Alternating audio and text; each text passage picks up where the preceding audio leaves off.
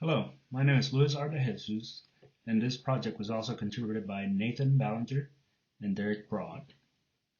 We'll be discussing improving soldier deadlift performance during the Army Combat Fitness Test.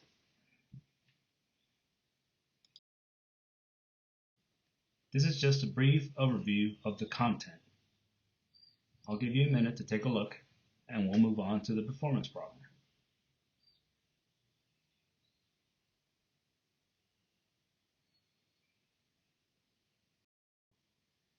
The performance problem is that soldiers cannot improve the ACFT 3 repetition maximum deadlift event due to a general lack of skills related to the deadlift form.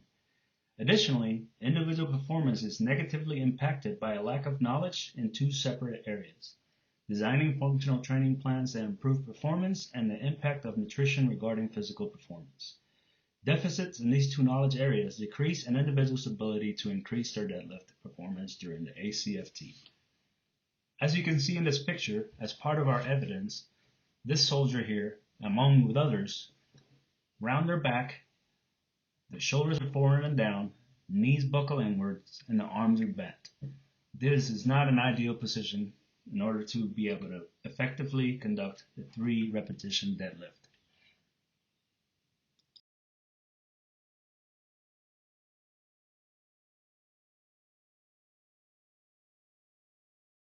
The instructional design strategy and educational technology plan will involve brief classroom instruction in all 3 areas, hands-on practice and lecture, video recordings to provide demos, and debrief and assessments, and we will further discuss this in the following slides. Our instructional goals are to facilitate soldiers increasing their maximum deadlift score through knowledge and demonstration of correct form, training techniques, and proper nutrition. Our learning objectives align with our goals. Based on the soldiers' gaps of proper form, lack of training knowledge, and nutritional impacts, they will be able to perform the following objectives related to the deadlift form: identify correct deadlift form 100% of the time, as well as identifying incorrect deadlift form and prevent injury in self and others, and they will be able to perform the deadlift with correct form 100% of the time. Soldiers will also develop an exercise plan based on frequency and quality that produces performance improvement. And they will be able to identify high-performance diet and hydration practices that can facilitate weightlift performance. Moving on to the assessment. During the assessment portion, by the use of multimedia products and hands-on training, given several examples of deadlift form, soldiers will identify correct and incorrect form and then make recommendations to fix correct form. Soldiers will also demonstrate the correct deadlift form. Regarding training, soldiers will develop a 3-week plan showing an increase in maximum weight lifted without injury. And soldiers will categorize everyday food items and hydration practices as high performance or low performance practices with 100% accuracy.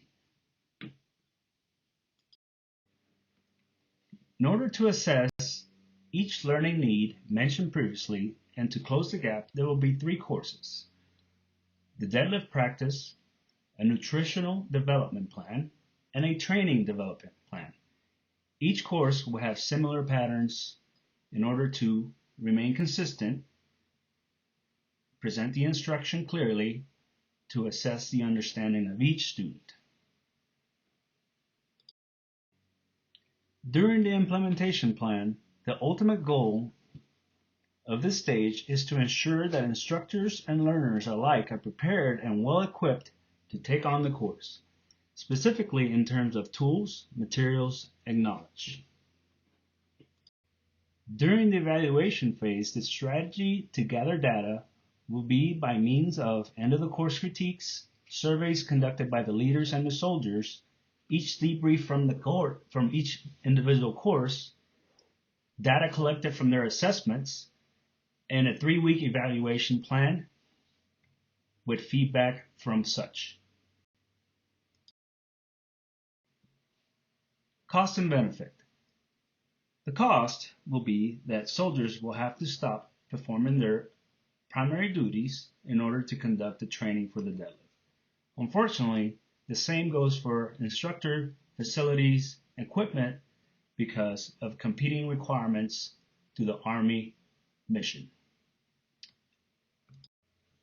The overall benefit is that this program will improve the soldier and unit performance in the long term by the deadlift performance improvement, which in turn will help minimize injury.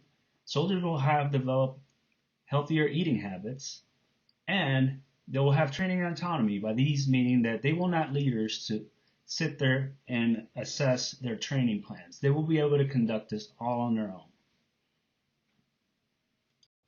This concludes the presentation on improving soldier deadlift performance during the Army Combat Fitness Test. If you have any questions, please reach out to myself, Nate, or Derek. Have a good day.